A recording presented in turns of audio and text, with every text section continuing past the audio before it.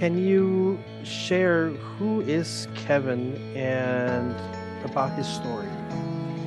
Sure.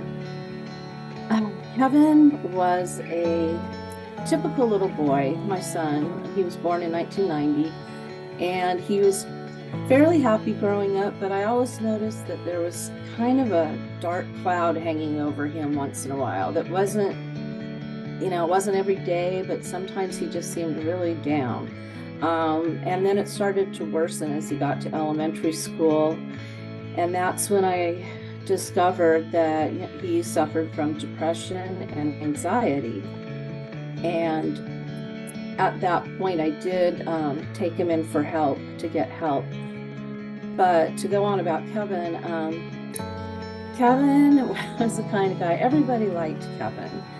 Kevin was a very loyal friend. People mattered so much to him. In fact, sometimes too much because he wanted to make everyone like him. He wanted to fit in.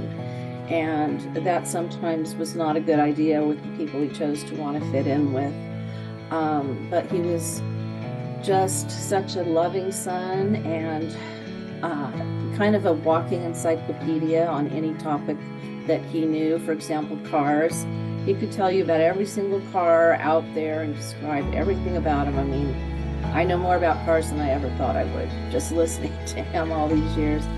But when he hit high school, he did start drinking when he was 15 and smoking weed, which, a lot of people do. I certainly did.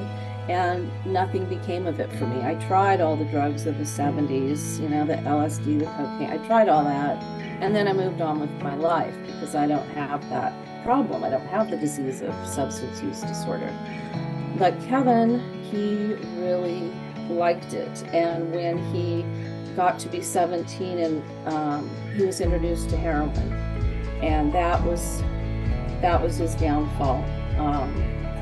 It took over his life, and it just became the main thing in his life. It caused him so many problems, health problems, mental health problems, problems with the law, in and out of jail. He went to prison once, and his depression just got worse and worse, and his anxiety. And he was also using meth at the same time, which affects you mentally a lot.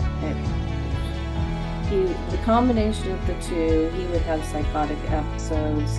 It was so hard to watch. It was so hard to watch. And he told me many times that he would probably end up taking his own life. And, of course, no mother wants to believe that. But in the back of my mind, I always had it there that he might do it. And on August 11th, 2020, he did do it. I heard a shot coming from his bedroom, and I knew immediately my life was just completely changed. And my baby was gone. I lived for him. He was the love of my life. And so that's a little bit about him and me. And yeah.